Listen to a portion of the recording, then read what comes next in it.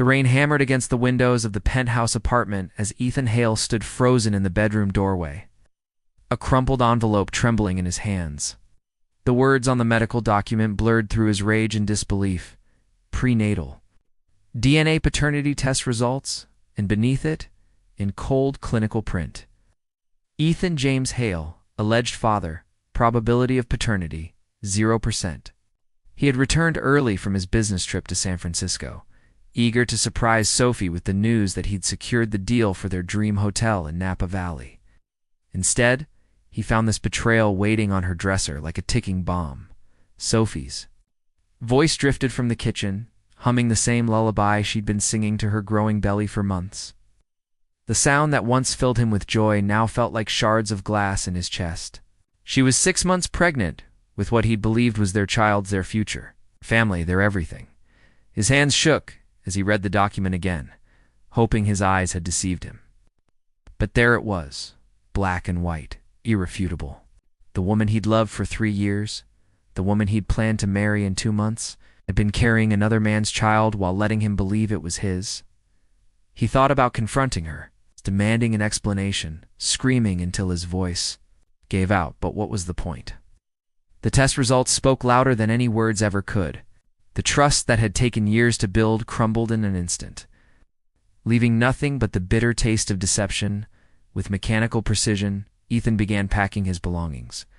His suits, his books, his grandmother's watch, everything that made this place feel like home. Oh, Sophie continued, humming in the kitchen, oblivious to the fact that her world was about to shatter. Ethan, her voice called out suddenly. Is that you?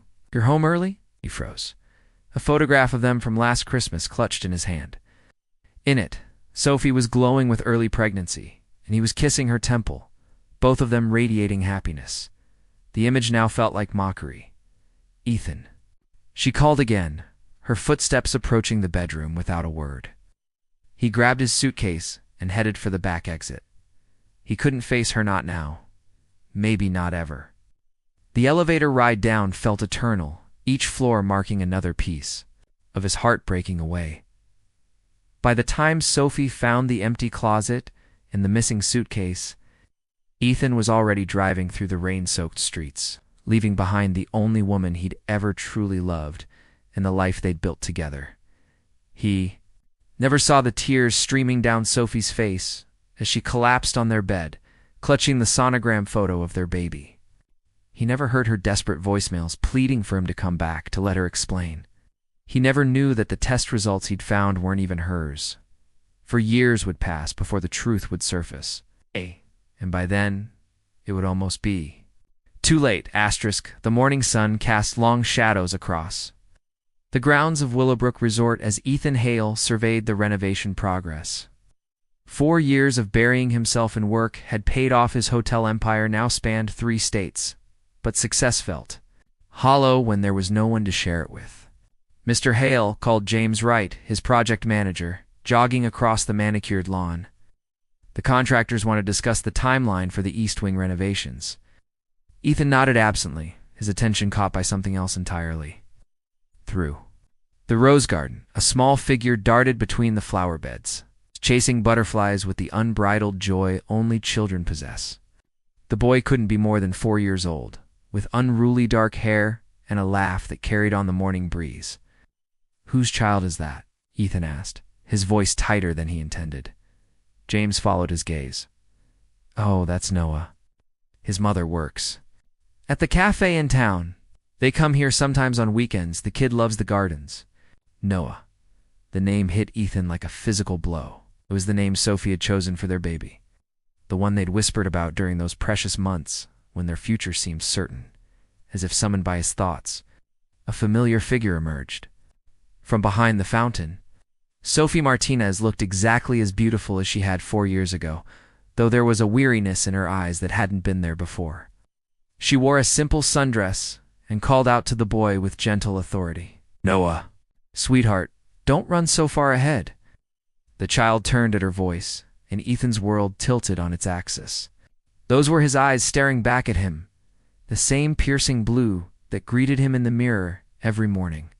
The same stubborn cowlick he'd inherited from his father. The same crooked half-smile that had charmed business partners and broken hearts in equal measure. Briefcase slipped from his numb fingers, papers scattering in the wind. James was saying something about permits and deadlines, but the words sounded like they were coming from underwater. All Ethan could see was the little boy, his son, running through the gardens of the hotel he'd built while trying to forget the family he'd lost. "Mr. Hale, are you all right?" James's voice seemed to come from very far away. Sophie had spotted them now, her face draining of color as their eyes met across the garden. For a moment, time stood still. For years of silence, of unanswered questions, of a love that had never quite died, all of it hung in the air between them like morning. Noah tugged on Sophie's hand, looking up at her with curious eyes. "Mama, who's that man? Why does he look sad?" The innocence of the question nearly brought Ethan to his knees. This child, this beautiful, perfect child, didn't know him. Noah had grown up believing his father had abandoned him, and in a way, that was exactly what had happened.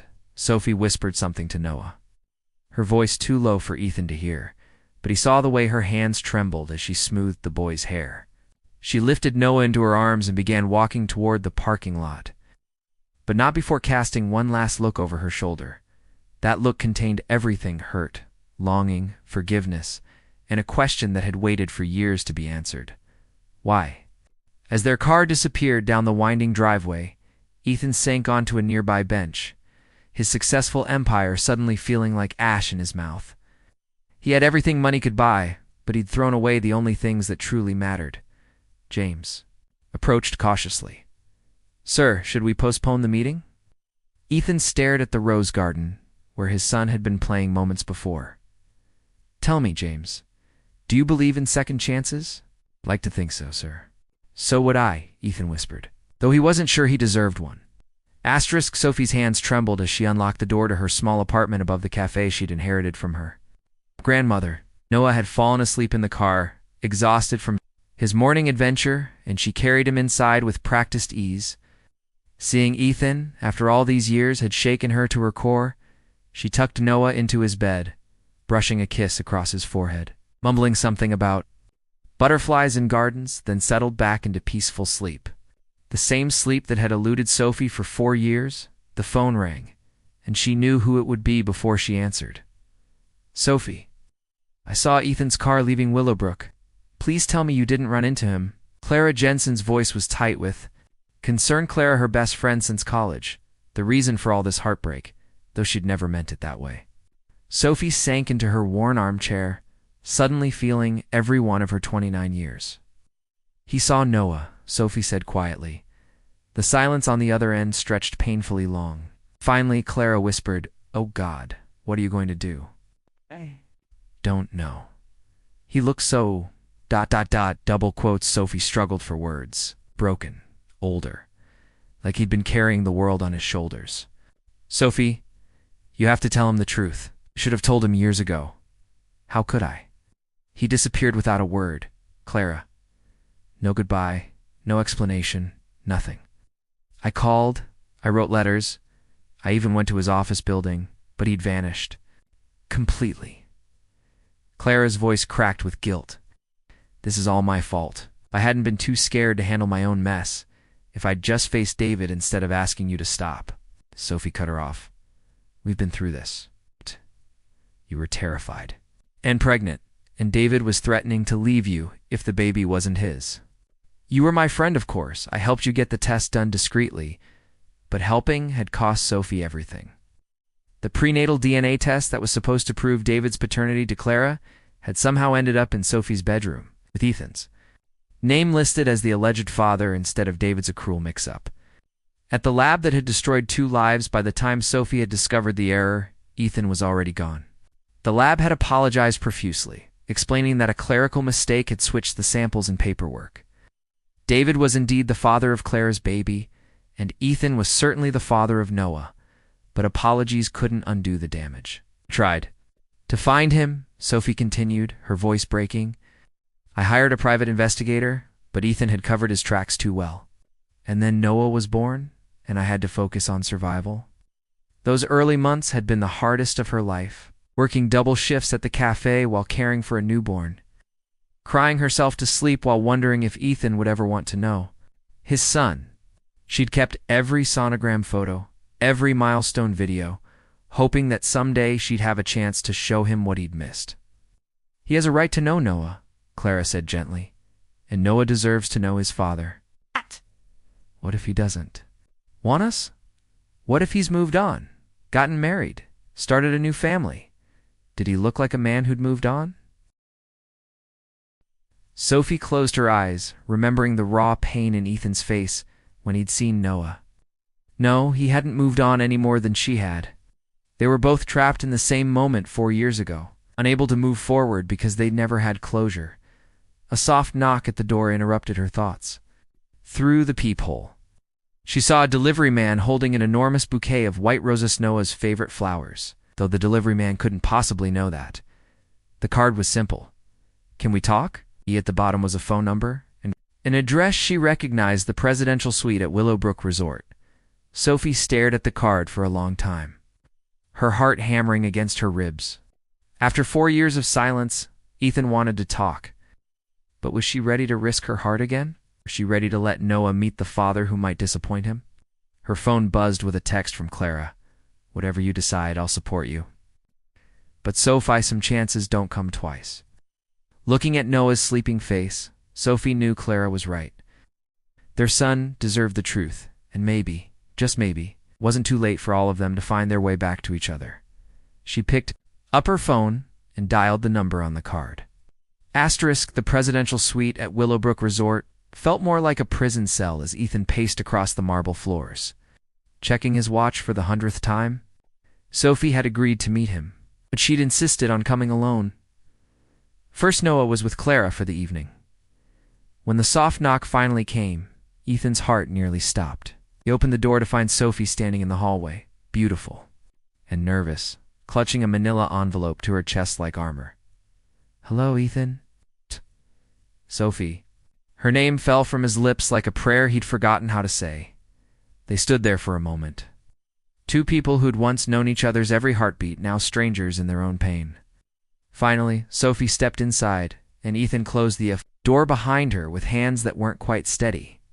You look good, she said, though her eyes suggested otherwise. He was thinner than she remembered, with new lines around his eyes that spoke of sleepless nights and heavy burdens. So do you. It wasn't entirely true. She looked tired, like a woman who'd been fighting battles alone for too long. How is he? Noah. Sophie's face softened at the mention of their son. He's wonderful. Smart, funny, stubborn, as hell, just like his father. The words hit Ethan like a physical blow. Sophie, I need you to know. No. She held up her hand. Let me go first. I need to show you something. She opened the envelope and pulled out a stack of papers, medical documents, lab reports, and at the very top, a letter on official letterhead. This came 3 days after you left, Sophie said, her voice steady despite the tears threatening to spill. It's from the DNA lab. There was a mix-up, Ethan. The test you found wasn't for our baby, it was for Clara's. They switched the samples and the paperwork by accident. Ethan stared at the documents, his world tilting once again. The lab's apology was profuse and detailed, explaining how a clerical error had resulted in the wrong names being attached to the wrong test results. Clara Jensen and her boyfriend David were listed as the actual subjects of the test that had destroyed his life. You mean ... His voice came out as barely a whisper. Noah is yours, Sophie said, tears finally falling. He's always been yours. I tried to tell you, tried to find you, but you disappeared completely. Ethan sank into the nearest chair, his legs suddenly unable to support him. For years. For years of believing the worst, of nursing his wounded pride, of missing every first smile, first word, first step. For years of his son growing up, believing his father didn't want him. God, Sophie, what have I done? You did what anyone would have done, she said, sitting across from him. You saw evidence that seemed irrefutable and you reacted. But Ethan, why didn't you at least let me explain? Why didn't you give me a chance? The question he'd been dreading. hung in the air between them. Ethan ran his hands through his hair, trying to find words for the pain that had driven him away. "Gus, I was a coward," he said finally, because seeing that test felt like every fear I'd ever had about not being good enough was coming true. My father left when I was Noah's age, and I swore I'd never put a child through that. When I saw those results, I thought history was repeating itself, that I was being played for a fool, just like my mother was. Sophie's anger flickered in her eyes. "So instead of facing it, you became your father anyway. You left your son." Truth of her words cut deeper than any knife. I know, and I'll regret it for the rest of my life. But Sophie, I need you to understand, I never stopped loving you. Not for a single day. I built an empire trying to forget you, but every sunset reminded me of the way you looked when you were pregnant. Every hotel I opened was supposed to be ours. Then why didn't you come back when you realized you still loved me? Because I thought. It was too late, because I thought you'd moved on, found someone who deserved you in Noah, because I was terrified you'd never forgive me. Sophie was quiet for a long moment, studying his face. When she spoke, her voice was soft but firm.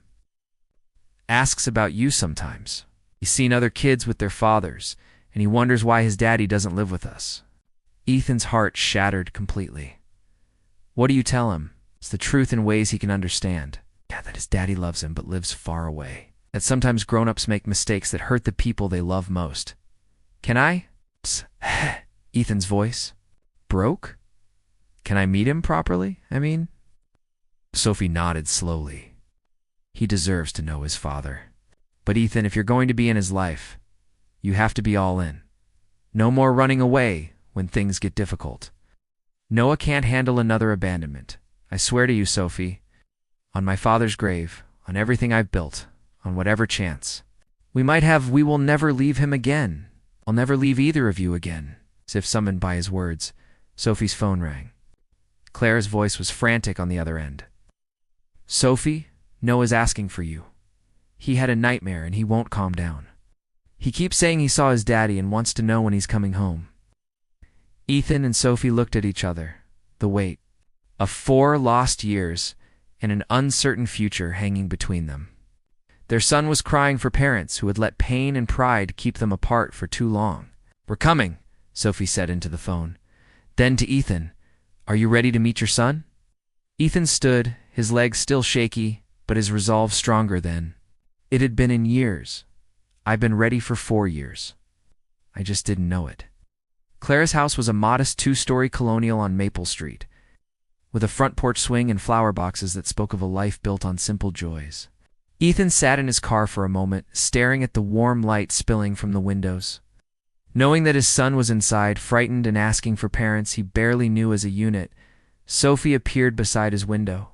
Having driven separately, her face was pale but determined. "Are you ready?" she asked. "No," Ethan admitted. "But I don't think I ever will be, so let's do this." Clara met them at the door, her face etched with worry and guilt. "He's in the living room. He keeps asking." "About the man from the garden?" They found Noah curled up on the couch, clutching a stuffed elephant and wiping tears from his cheeks with the back of his small hand. When he saw Sophie, he launched himself into her arms. "Mama, I had a bad dream about the sad man. He looked like me, but he was crying." Sophie's eyes met Ethan's over Noah's head, both of them struck by the child's intuition. Ethan knelt down to Noah's level, his heart hammering against his ribs. "Hi, Noah," he said softly. "My name is Ethan." "Man you saw in the garden today." Noah peeked out from Sophie's embrace, studying Ethan with those familiar blue eyes. "Why were you sad?" The question was so innocent, so direct, that Ethan felt tears prick his eyes. "Yeah, because I lost something very important a long time ago, and I was afraid I'd never find it again." "What did you lose?" Ethan glanced at Sophie, who nodded encouragingly. "I lost my family.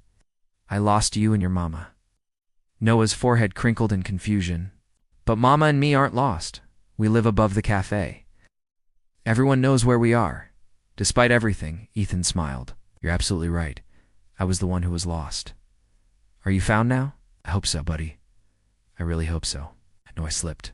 Down from Sophie's lap, and approached Ethan cautiously, the way children do when they're trying to solve a puzzle that adults have made complicated. "Mama says my daddy loves me, but lives far away," Noah said. "Are you far away?" Ethan's voice was thick with emotion. "I used to be, but I don't want to be anymore. Are you my daddy?" The question hung in the air like a held breath. Ethan looked at this perfect little boy, his son, and felt for years of regret and longing crash over him like a wave. "Yes," he whispered. "If you want me to be." Noah considered this with the seriousness only children can muster. Then, without warning, he threw his small arms around Ethan's neck. "I knew it, Noah," said matter-of-factly. "You have the same eyes as me, and the same smile, and you smell like Daddy." Ethan held his son for the first time, breathing in the scent of strawberry shampoo and childhood innocence, and felt pieces of his broken heart slowly clicking back into place. "I'm so sorry I was gone," he whispered into Noah's hair. "I'm so sorry you had to be brave without me. It's okay, Daddy." "Mama says sometimes people get lost, but they can always find their way home if they really want to." Over Noah's head, Ethan met Sophie's eyes, seeing his own tears reflected there. For years of separation, of missed birthdays and bedtime stories, of a love that had been buried but never truly died. "Noah," Sophie said gently, "why don't you show Daddy your room? You can introduce him to Mr. Elephant." As Noah grabbed Ethan's hand and led him upstairs, chattering about his stuffed animals and his favorite books, Sophie followed behind, watching. The father and son who shared the same walk, the same laugh, the same way of tilting their heads when they were thinking. Noah's room was a wonderland of children's books, its building blocks and drawings taped to the walls. On the nightstand sat a framed photo that made Ethan's breath catch. Was the sonogram picture from when Sophie was pregnant, the one he'd helped her hang on the refrigerator before everything fell apart. "Mama keeps that there so you can watch over me when I sleep," Noah explained. "Even when you were far away." Ethan knelt beside the bed, his vision blurred with unshed tears. All those nights he'd lain awake wondering about his child. Sophie had been telling Noah stories about a father who loved him from afar. She'd kept his memory alive even when she had every reason to erase him completely. "Can you read me a story, Daddy?" Noah asked, climbing into bed and patting the space beside him. Ethan looked to Sophie, who nodded through her own tears. He settled in next to his son, Noah curling up against his side, as if they'd done this every night for 4 years. The book Noah chose was about a little bear who got separated from his family but found his way home by following his heart. By the time Ethan finished reading, Noah was fast asleep, his small hand clutched in his father's. Sophie sat in the rocking chair by the window, watching them with a mixture of joy and heartbreak on her face. "He looks so peaceful," she whispered. "Sophie," Ethan said quietly, careful not to wake Noah, "I know I don't deserve forgiveness. No, I can't undo the last 4 years. But if you'll let me, I want to spend the rest of my life making up for the time I lost. Not just with Noah, but with you too." Sophie was quiet for a long moment, studying the man she'd never stopped loving. "Despite everything, it won't be easy, Ethan. We're not the same people we were 4 years ago. We've both been hurt. Both had to learn to be strong alone. I know, but maybe that's made us better. Maybe we needed to lose each other to realize what we really had. And what's that? A love worth fighting for. A family worth coming home to." Sophie wiped away a tear, her voice barely a whisper. "Noah's birthday is next month. He's been asking for a daddy-daughter dance at the party." "Yeah." "Even though I keep telling him it's supposed to be daddy-daughter." Ethan smiled through his tears. "I'd be honored to dance with my son." As they tucked Noah in and turned off the lights, Sophie took Ethan's hand in the hallway. "This doesn't fix everything," she said. "We have a lot to work through." "I know. But Sophie, for the first time in 4 years, I have hope." They walked downstairs together. Ethan noticed something he'd missed before. Photos on Sophie's mantle showing Noah at different ages. And in every single one, there was an empty space beside him, as if she'd been saving room for someone to come home.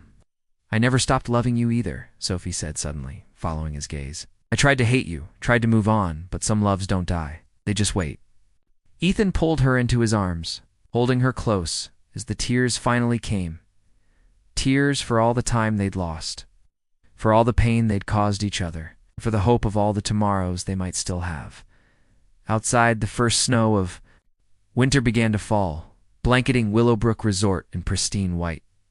Inside Clara's warm house, a family that had been broken was slowly learning how to be whole again. It wouldn't be easy. Trust would have to be rebuilt, wounds would have to heal, and Noah would need time to understand that sometimes the best gifts come wrapped in second chances. But for the first time in 4 years, Ethan Hale was exactly where he belonged, home with the people who made his empire of hotels feel like nothing more than empty rooms without them.